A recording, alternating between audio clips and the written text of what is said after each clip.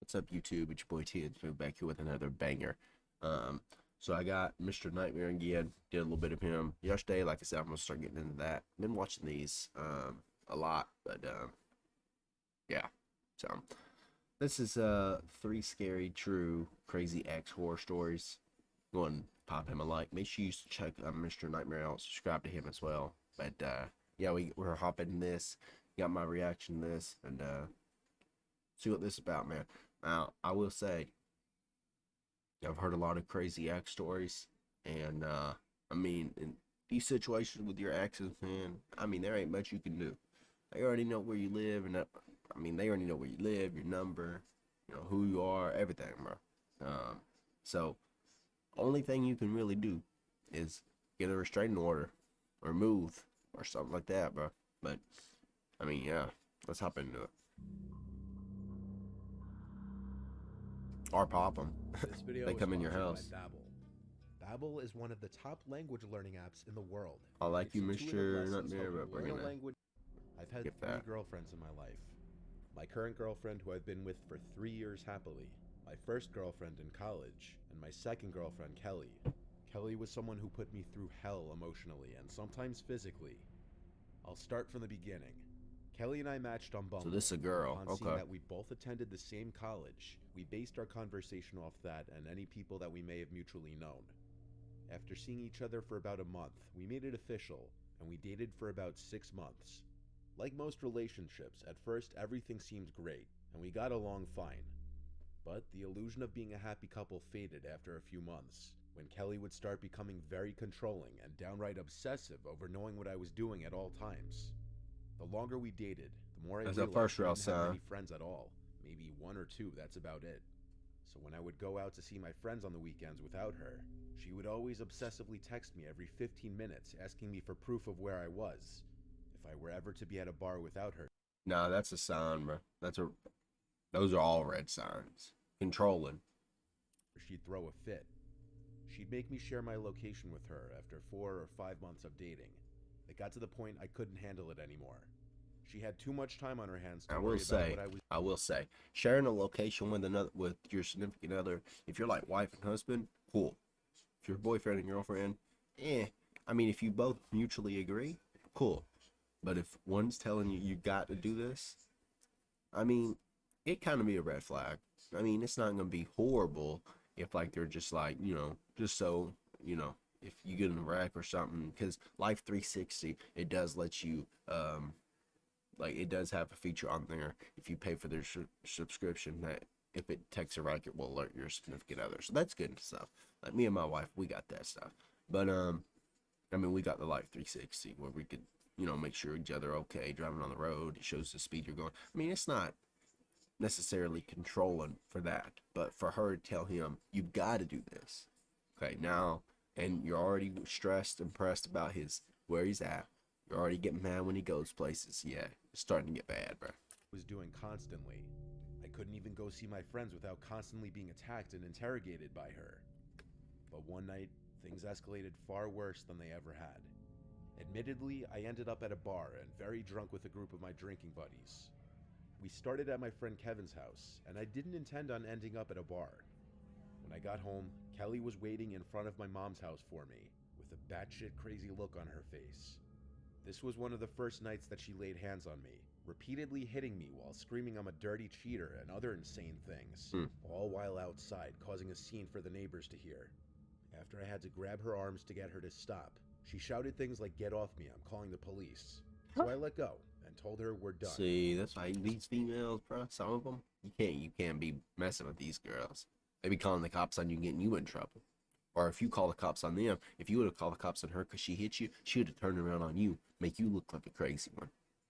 And 9 times out of 10, I mean, I'm not gonna say all of them, but a lot of cops will believe the female first, because they look vulnerable. So nah, I won't be playing with that. You should have left this girl right here and there. I better not hear that you stay with her. This was officially when I broke up with her, Okay, and good. her Thank response you. was not good.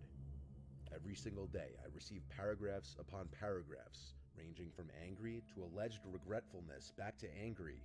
Eventually, I felt more comfortable blocking Kelly for a while, but that wasn't the end.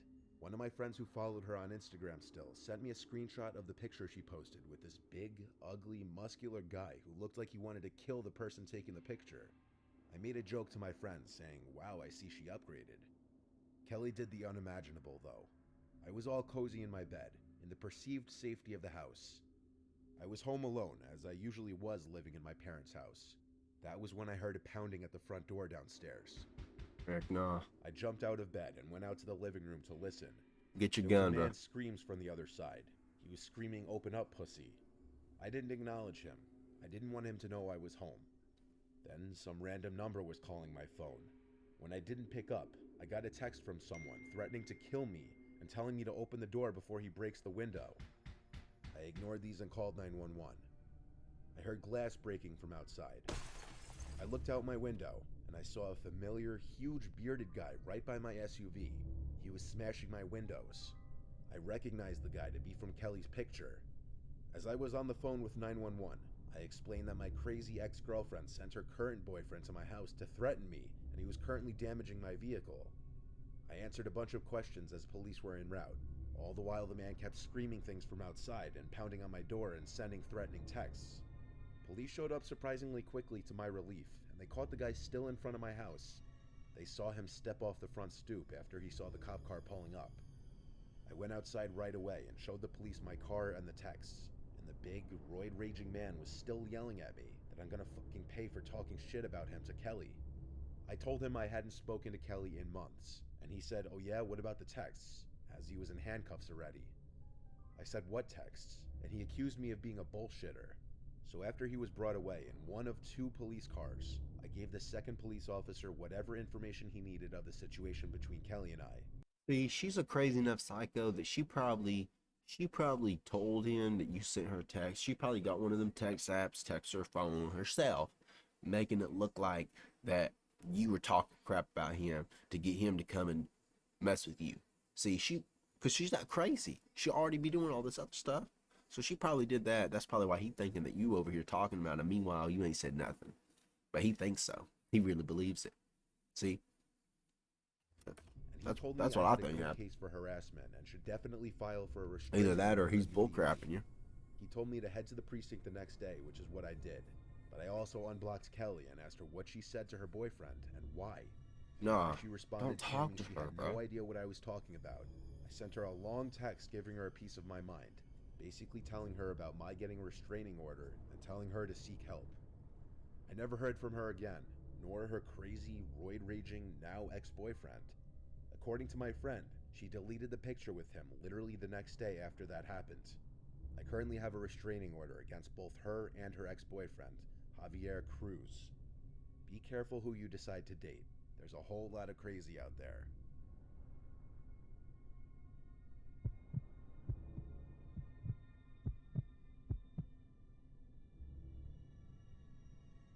I dated my ex Kian for 2 years. It was a toxic, abusive relationship. I endured a lot of physical suffering from it, but I was always too scared to leave it. I live with my single mom on a rougher side of town, the place where I spent my entire childhood. Being a girl walking home alone at night here can be sketchy, which was part of the reason why I stayed with Kian for so long. He is a big guy, and I felt a sense of protection with him when he wasn't making me feel like shit. A big reason I stayed with him, though, towards the end was because I was scared of how he'd take it if I broke up with him. My mother always hated him, though, and she knew he was no good for me. Unfortunately, it took me as long as it did to cut ties with him. I did it over text one day, though, because I knew if I did it in person, he'd hit me or go crazy. He still didn't take it well. Seconds after I texted him, he tried calling me over and over. I wouldn't pick up because I was scared. So after the 3rd or 4th attempted call, he started typing for a few minutes, and the text I got from him was a long paragraph cursing me out, a lot of it in all caps. I texted him back that we could talk about it on the phone tomorrow when he's cooled off. He of course sent another paragraph, and I didn't read this one right away because I was about to cry, and I didn't want to deal with it at that moment. My mom was working her second job that night and wouldn't be home till around 2 in the morning. I had class the next day, so I went to bed early around 10, but falling asleep was difficult with my mind racing. Eventually, though, I did fall asleep. I woke up in the middle of the night to a sound from the outside of my room. I looked at the clock, and it was around 1 a.m. It wasn't uncommon for me to wake up to my mom getting home late at night after work. I was just surprised because she was home rather early this night. I sat up and saw something sitting on the edge of my bed. I realized it was my cat Nala. I got out of bed and went out into the hall and called my mom's name. All the lights were out. I knew for certain I heard something from out in the living room. I turned on the living room lights, but no one was here. I went to the front door. It's already red flags, bro. Your mom don't even come home that early normally. You just broke up with this boy. Now you hear stuff out here. You're calling your mom's name. She's not responding. Not your mom, bro. It's him. To make sure it was locked, and it was. I checked through the window to the driveway, and my mom's car wasn't here. So I figured maybe I was just hearing things. I went back to my room. No, you're shut not. The door, then crawled Don't back into gaslight bed. yourself, bro. Nala was still in the same spot on my bed. She hadn't moved. I tried to go back to sleep, and I suddenly heard another sound. I ran out to the living room again, and my mom wasn't here still. I suddenly realized Kian knew where we kept the spare key in the backyard. What if he had just let himself in? I went back to my room and called my mom on my cell phone and told her. I had already texted her earlier about my breakup, so she already knew and was proud of me. She said she'd be home in a little bit, and that I could just be hearing house noises. I laid back down in my bed. Nala was still in the same position. I turned on the lamp and went to That cat's telling you something, bro. That cat knows. That cat knows, man. It's telling you something. go pick her up, but I gasped when I saw her eyes lifelessly open and she wasn't breathing. I picked her up and confirmed it. My cat was dead. Oh, crap, bro. See, meanwhile, dang. Meanwhile, I'm thinking she hears something, and she's trying to tell you. I'm thinking she's setting up, though, the way it's being described. I'm thinking like she's setting up, like, not like standing, but like on two paws up. That's what I'm thinking. Like, you guys know what I mean. But anyway, I'm thinking she's sitting at the end of your bed just watching. That's why I didn't register my mind. But dang, so he done killed your cat, bro. That was his pay. Well, that's one of his payback. No telling what he about to do to you now. Dang, bro. I wanted to cry, but I covered my mouth. I suddenly knew that Kian was in the house and that he did this to punish me. I locked my bedroom door and called 911 and whispered into the phone that my crazy ex-boyfriend broke into my house and killed my cat. I was told to wait in the closet in my bedroom until I heard the police arrive. I stayed on the phone with 911 in the closet, waiting. At any time during this, the front door to the house could have opened and closed, and I wouldn't have been able to hear it. Eventually, the 911 operator told me the police were there. Apparently, the door was unlocked because they let themselves in. That meant Kian had probably just left. I went to the living room to find two police officers. I was bawling my eyes out over Nala now. The first thing they asked was, "Where is he?" And I said, "I think he left." I showed them my cat and the text from Kian. My mom came home shortly after I called her, and she cried over Nala too. The police were not very helpful at all, saying without any actual evidence that someone broke into the house, they couldn't just go and arrest someone. Nala had no stab marks or anything, so as messed up as it sounds, we couldn't even prove that she was likely murdered by Kian as revenge to me. The next day, Probably my mom snapped had her the neck lock or to something. The house changed. The spare key in the backyard was still there, but Kian easily could have put it back. I blocked Kian's number and all social media outlets. All the evidence pointed to him having done it. My mother and I went through the process of getting an order of protection against him, and the judge issued us a temporary one before our court date. The last time I ever saw Kian was in court, where thankfully the judge determined that the order of protection would remain in place. I still often think about how the first time I went downstairs, Kian was probably somewhere in the living room, hiding and watching me.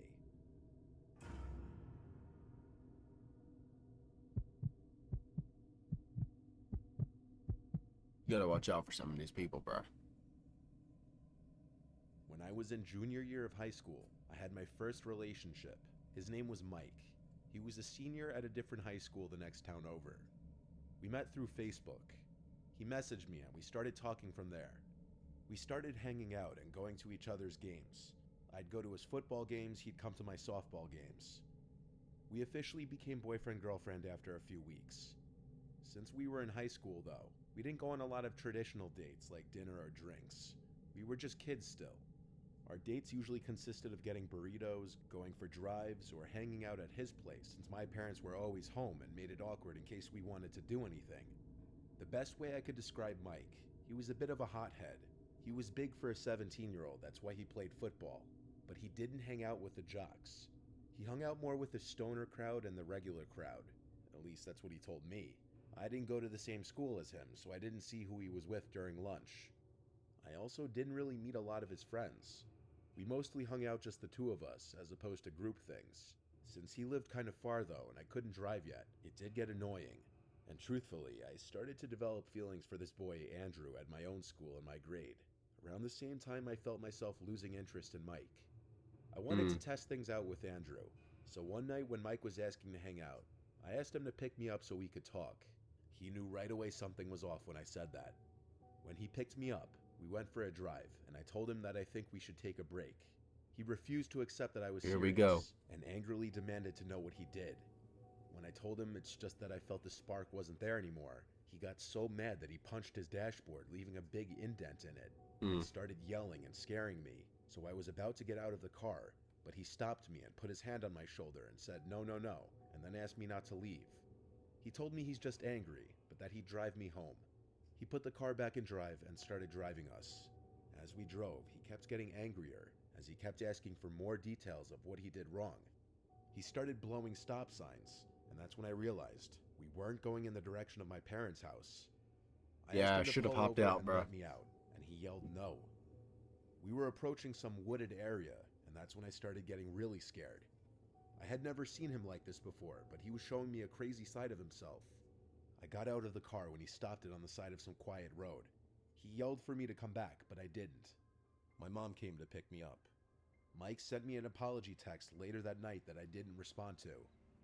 2 nights later, I left my house to walk to Andrew's house, who I had plans to hang out with. He lived only 2 blocks away from me. On my way there, I spotted someone across the street, not too far behind me, walking about the same pace as me. They were wearing a hoodie with the hood up. I couldn't see their face. Foot traffic on our block wasn't too common, but it also wasn't super weird either. The closer I got to Andrew's house, the closer the person across the street got. As I continued up the street, I turned again and saw the person was now on the same side of the street as me. My heart started to race. I started walking faster. According to my phone, Andrew's house was coming up just on the right. I texted him to come outside please because I think I'm being followed. He replied back okay. I turned one more time as I heard the sound of shoes running on the sidewalk approaching from behind me, and I saw the guy in the black hoodie running at me. I screamed and ran as fast as I could for about 5 seconds, before seeing Andrew run to the front of his house in confusion. I turned around again and saw the guy in black running the opposite direction down the street. I keep saying the guy in black, but I know it was Mike. That guy had an identical height to him from what I could tell. A few instances happened after that, like getting calls with no caller ID and seeing Mike's car parked outside. Dude, this dude's already a creep, bro. Wouldn't let you out of the car, driving you to the woods. Now he's coming up on you in a hoodie, bro. My parents' house in the middle of the night. My parents were aware of what was going on, and one day, my dad drove us over to Mike's house and knocked on the front door while I was in the car and had a long, loud talk with Mike's parents. I lowered the windows to listen, and most notably what my dad yelled was that he doesn't care how old Mike is, that it's still harassment, and if he keeps trying to contact me in any way, that we'd get police involved. It worked. Mike stopped trying to contact me after that. For those wondering, Andrew and I ended up dating for around a year. My relationship with Mike was an early lesson in my life to watch out for red flags. Dang, bro. Yeah, make sure you like, subscribe, turn the bell icon on. Let me know what you guys think down in the comments, bro. And yeah, I'll see you guys in the next one, man. Peace.